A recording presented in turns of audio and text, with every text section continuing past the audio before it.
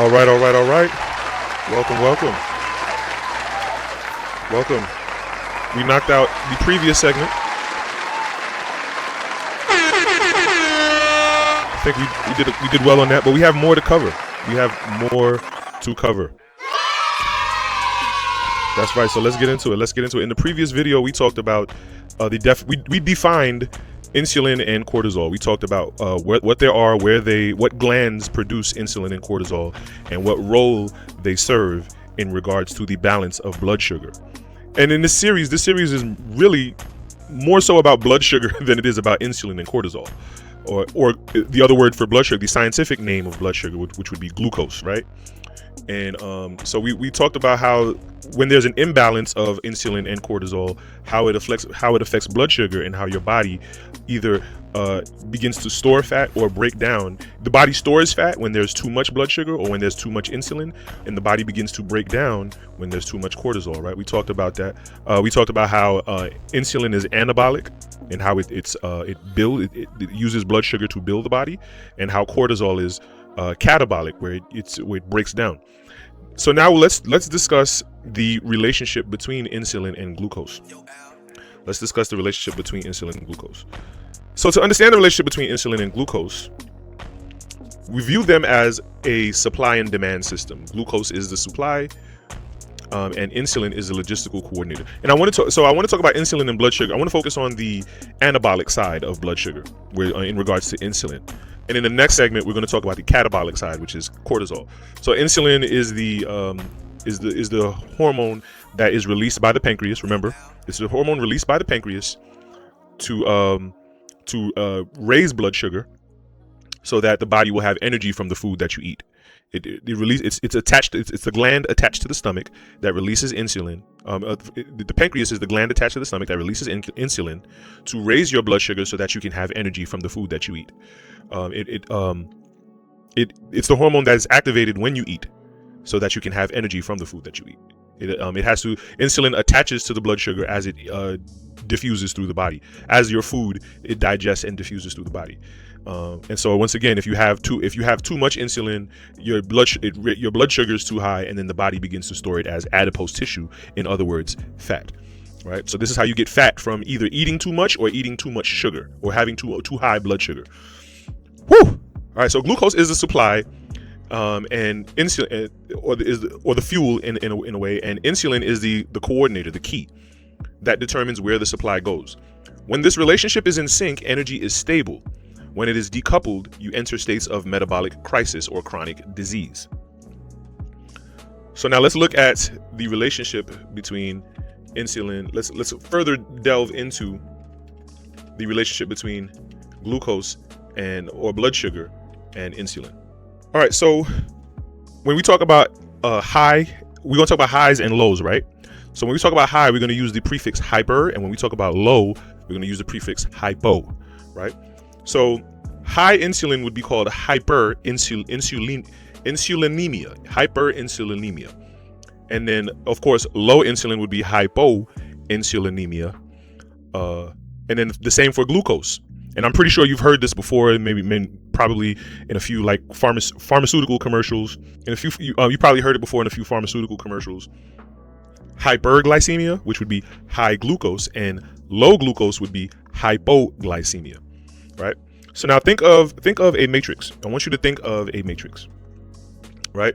So what happens when insulin is high and glucose is high? What happens when insulin is high and glucose is low? And vice versa. What happens when insulin is low and glucose is high? And what happens when insulin is low and blood sugar is low, right?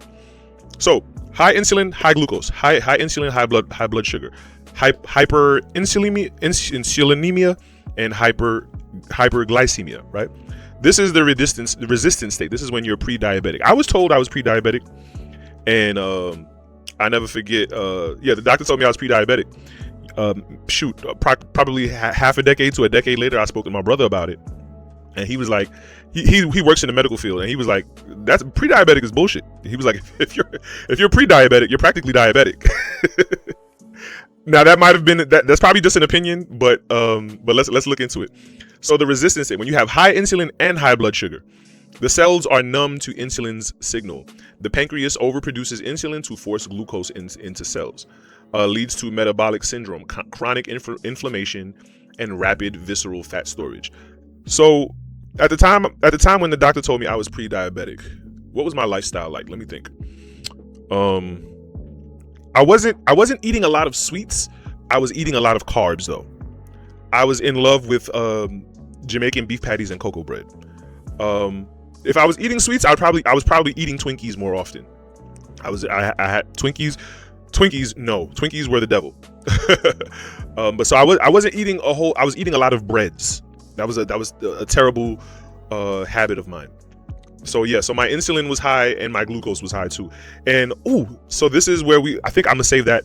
I want to cover diabetes. We're gonna do a whole nother series covering diabetes. So we talk about A1C1 and what all these things are, right?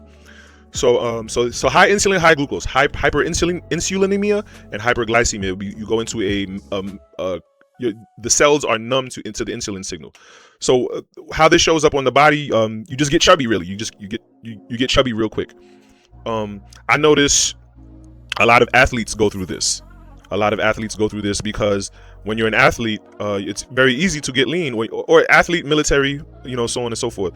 It's very easy to get lean because you're constantly in a caloric deficit. Your physical activity is constantly over exceeding your food intake, right? However, once you stop playing sports, your psychology hasn't adjusted to you no longer playing sports, so you still eat like you're playing sports when you're not playing sports, which can be very detrimental. And you see a lot of athletes, get out of shape real bad and gain a lot of weight, and this is because they go through a lot of hyperinsulinemia and hyperglycemia once after they stop playing sports. Which is natural. I would say it's natural in the sense of lifestyle wise, where it just takes some adjusting. But yes, it's naturally unhealthy. I'll say that much. High insulin and low blood sugar. So high insulin and low blood sugar, the crash. This is the overcorrection, where insulin has stripped too much glucose from the blood. So now, and I think diabetics go through this a lot. That's why diabetics, they when they go through, I forget the process. See, I gotta cover it. When diabetics go through their medical treatments, they get a lot of insulin, and because their blood sugar is low and the insulin is high, they crash. They feel very tired after these treatments. The brain is starved of fuel, triggering hangry feelings, shakes, and cold sweats, common in reactive to hypoglycemia.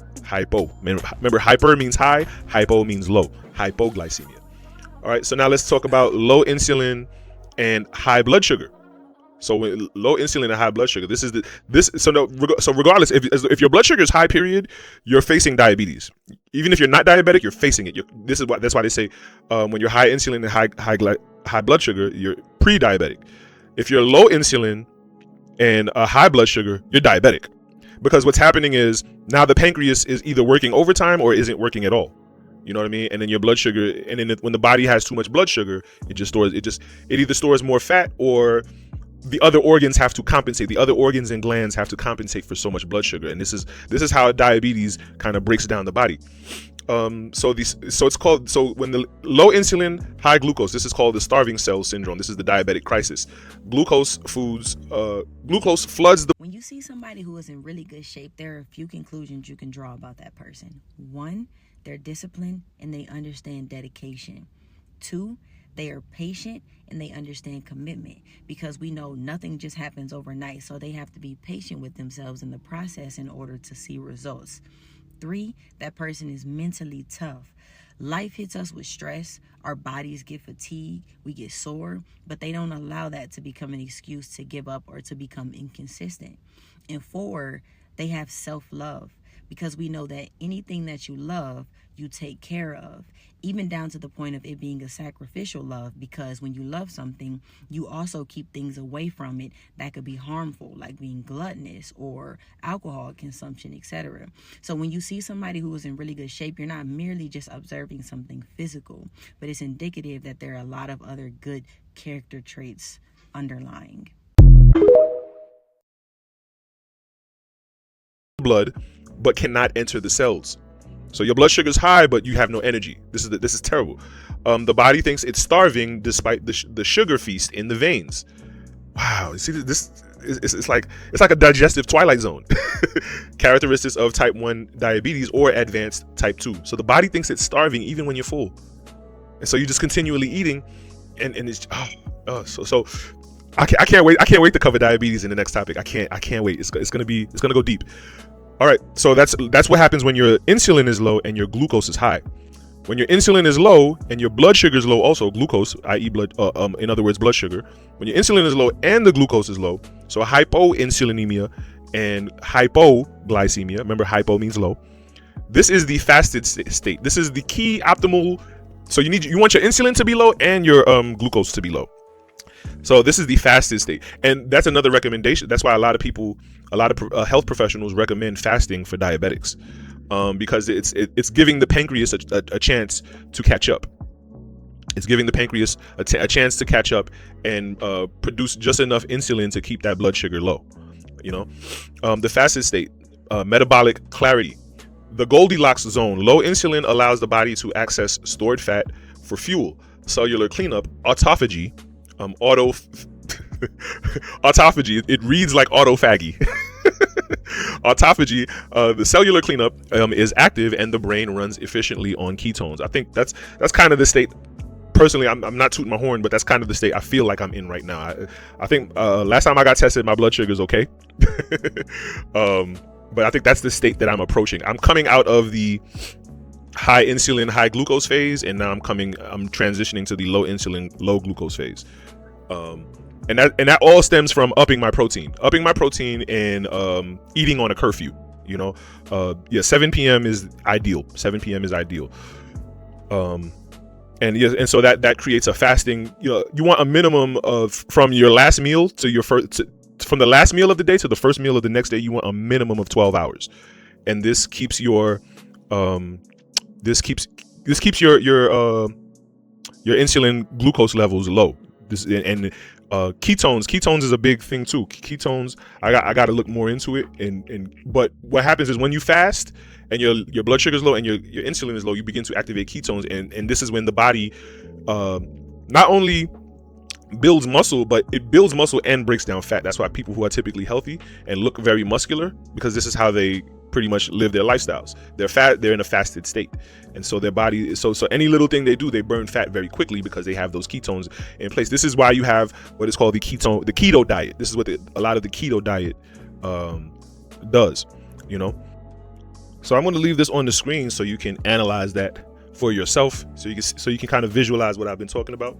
But let's talk about the biological dynamics of insulin and blood sugar, the lock and key mechanism.